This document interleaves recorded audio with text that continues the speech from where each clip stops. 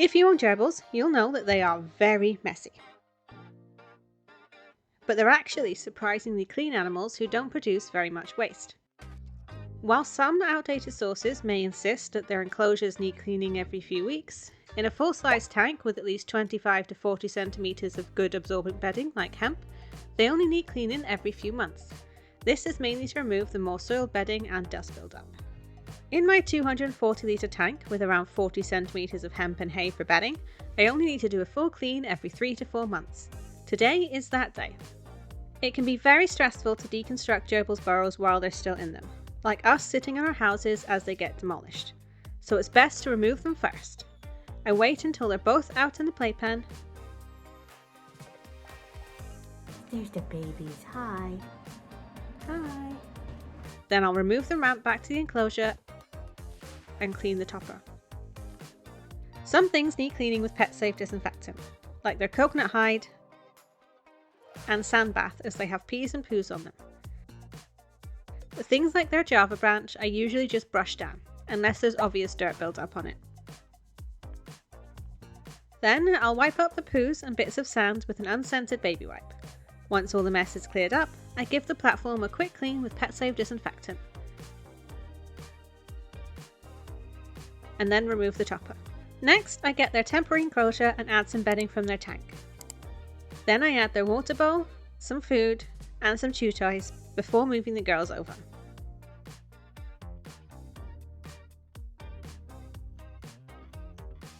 The reason I use a temporary enclosure like this is because my tank clean has to be spread out over a couple of days due to my chronic health issues. You can also keep them in a playpen. Or you can use a carrier if you're able to do the full clean within a few hours. Then, after resting for a while, I take all the things out of the playpen and struggle for a bit.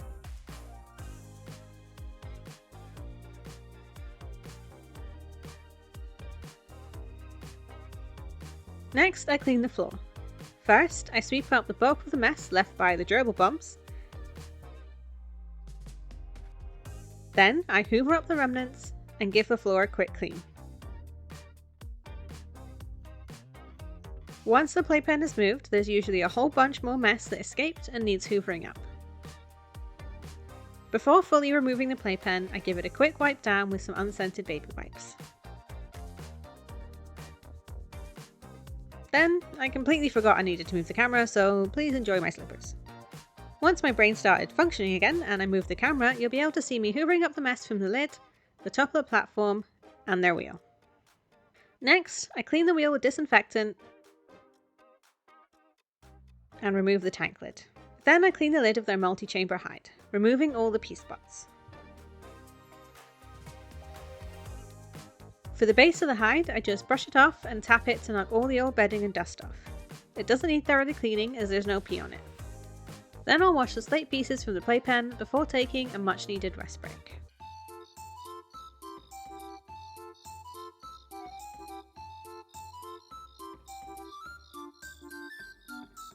Next, it's time to empty out the bedding.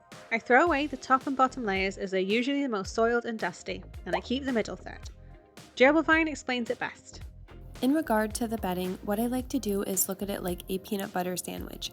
I always remove the bread, which is the top and bottom layer in this ridiculous analogy, and I keep the peanut butter or the middle layer.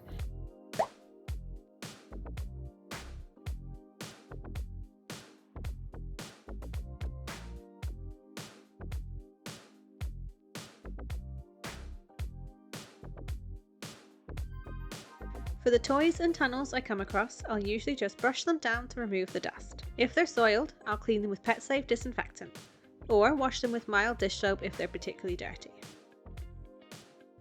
As I'm cleaning, I keep an eye out for any nest piles. Usually it's a pile of tissue and I'll keep them aside to put back in, but I didn't find any this time.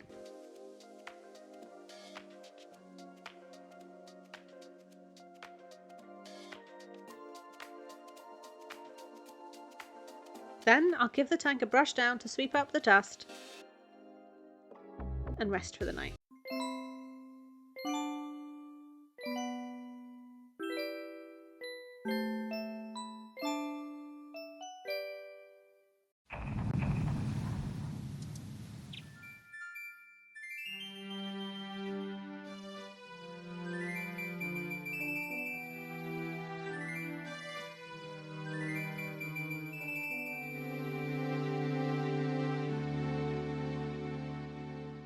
Starting day 2 of the clean, I hoover the top of bars to remove the dust build-up.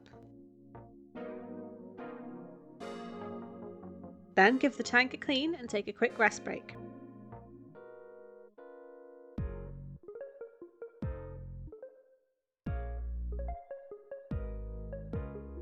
Next, I'll add the multi-chamber hide back in. I put the lid on first so I can make sure it's in the right spot because the gerbs use it as a platform to the topper. Then I put in a cardboard box for a hide and add some toilet roll for them to use as a nest. After that, I add their bamboo tunnel and a couple of cardboard tunnels, and then it's time to add bedding. I usually start with a layer of fresh hemp to absorb all of their peas.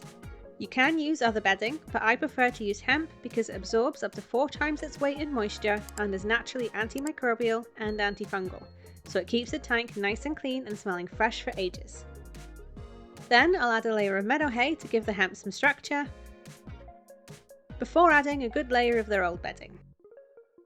Then I alternate between hemp and hay, creating a bedding lasagna.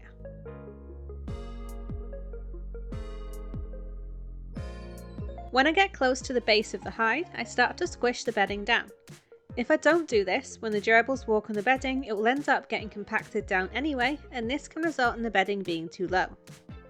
Then I add the cork tunnel for a burrow starter and finish layering my bedding lasagna, including the rest of their old bedding near the top. Once all the bedding is added, I'll put the lid on their hide and finish off with some oat hay, chews, and food before having one last rest. Next, I add the lid, wheel, and topper before adding their topper items back in. Their water bowl gets a quick clean and refill before adding it back. Then I refill their hay bowl with yummy oat hay. Gerbils don't usually eat hay, but oat hay is full of green oats, so they enjoy munching on it. The next thing to do is add the gerbils. First, Sandy Pants, then Momo.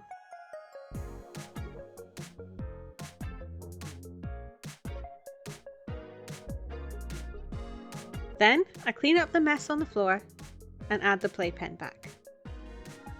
I give the floor a quick clean with Pet Safe disinfectant before adding their dig boxes back.